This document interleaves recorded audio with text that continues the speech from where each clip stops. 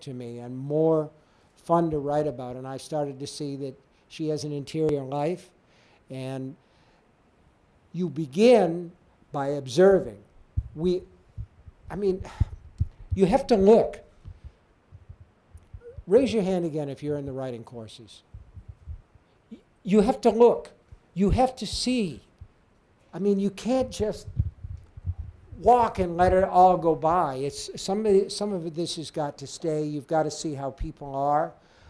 You've got to look for the person who, when they eat, they have a tendency to look down at their plate and they're tearing their napkins. Have you ever seen a napkin ripper? Okay? Or somebody who's in a cafeteria and they've kind of like got the straw in pieces. Holly is a lipstick biter, kind of like this all the time, kind of a, she'll talk through her nails. So it's part of the fun of it to me, is to see better and see more. Do you know that famous Flannery O'Connor line about this? She says, "There's a certain grain of stupidity the writer can hardly do without." Yep. And that is the quality of having to stare. Yeah. So I'm hearing you say for everybody is that when you create character, you're really fueled by curiosity, not answers. That's right. You want to see them grow, and they do their own thing if you let them do their own thing. And one of the things that drives me crazy about second and third rate fiction is when a writer will wind a character up and make them go through certain paces. And I think, why don't you just go back and cut out paper dolls? Somebody over here, somebody, Bueller, in the back, yeah. Whichever one, somebody rude, ask a question. Say in your memoir that writing is losing its interest with recent generations because most people, those generations are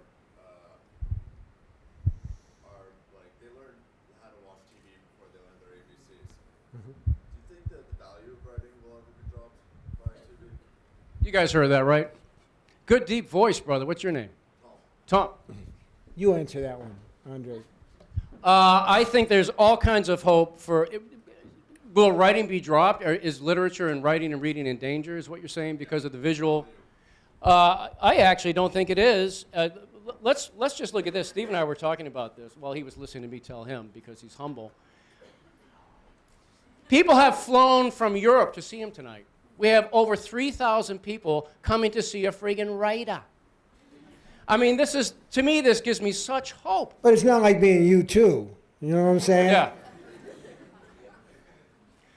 My answer is I think there's all kinds of hope. I think the technology is changing. But for some reason, I think every human being is born, every generation is born. The soul needs stories.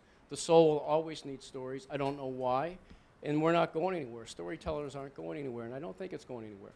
It's going to be different. It's going to be cyber stories and other weird stuff I hate, but I like books. Reading is still popular. It's just a question of what you read. I mean, Twilight is huge. Those damn 50 Shades of Grey books were gigantic. Garbage! Now, Garbage! Sorry, did I just say that out loud? No, that's okay. That's okay. And you know, it's like Anna. I read the first one, and it took me 3 months to read it. And you know, the funniest thing about the 50 Shades, how many of you read it? Be honest.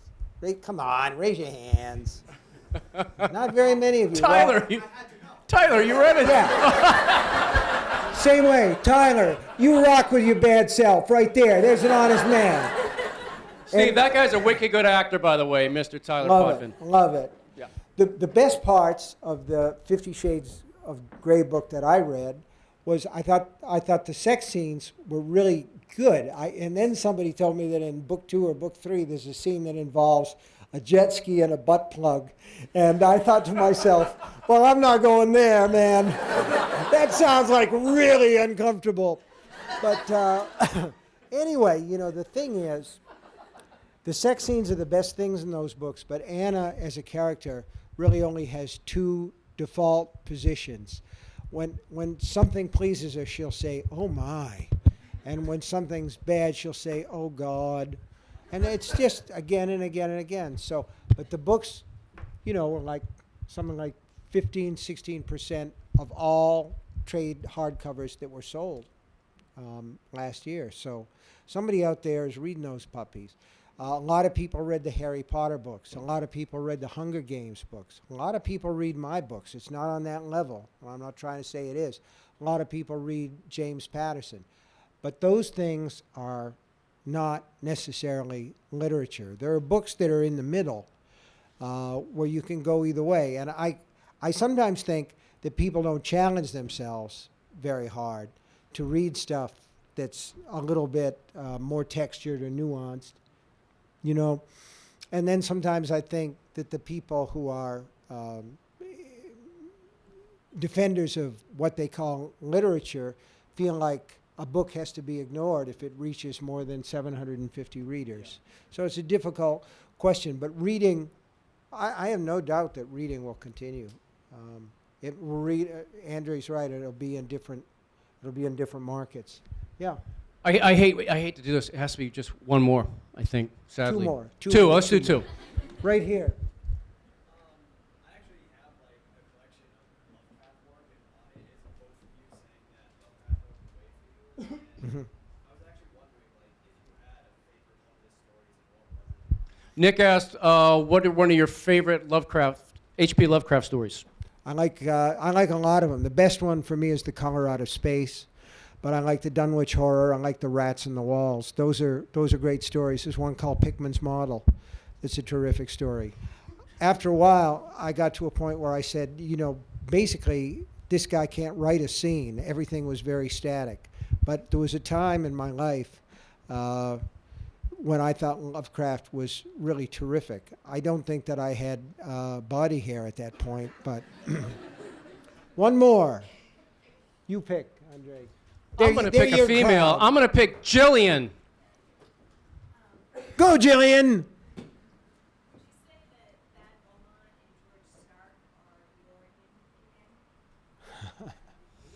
All right, Jack Beaumont and George Stark. Yeah, yes. You're yin and yang. Yes, I would say probably, although my actual model, that was the dark half, and it's about this literary writer, Thad Beaumont, who has a crime writing alter ego, a pen name named George Stark. And when he tries to dump the Stark pen name, Stark actually comes to life and starts to stalk people to get Thad to write about him again. And I was kind of basing the idea on a writer who's now passed on named Donald Westlake, who wrote kind of lighthearted crime novels under his own name and under the name Richard Stark. He wrote these cold-blooded novels about a thief named Parker. And some interviewer asked him one time what the difference was, and he said he wrote as Westlake on sunny days and as Richard Stark on days when it rained. So I even appropriated the line for the book. But I really wanted to write about the different people that we are. I've always wondered who I am when I write, because once I'm doing it, I'm not really in the room with myself. So, listen, you guys have been great. Thank you so much, and I appreciate you coming.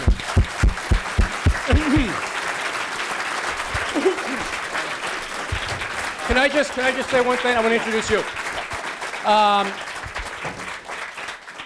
Chancellor Meehan's going to talk about this tonight, but I know a lot of you guys may not be at the Tsongas tonight, so I do want to say something about Steve King too.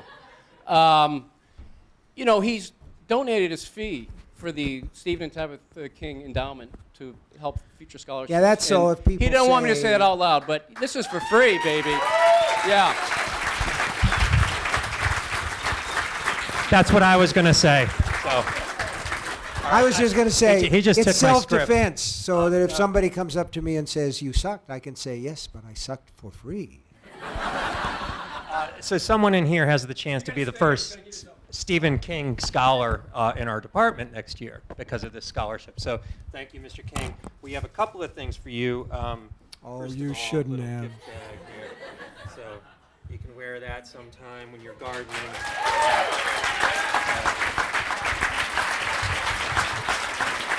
Nice. Nice. We have the light blue one, but we thought gray would be better for you. Gray's better for me, yeah. Also, Matches my hair. you may not know that it's Stephen King. There is a bobblehead of Stephen King. Okay. The Lowell Spinners. So yeah, and we also sponsored a Jack Kerouac bobblehead. So now you have a play set. We have a Jack Kerouac bobblehead that you can use with your other bobblehead. This one has a bobbling thumb. It's great. I can think of some things I can do with this. On a jet ski. On a jet ski. But anyway, thank you all for being here, and thank you, Mr. King, Thank for you. very special night. We have another shirt in here. We have a Kerouac shirt from the bobblehead. That one's pretty cool. So, all right. Thanks again. We'll see you in a minute.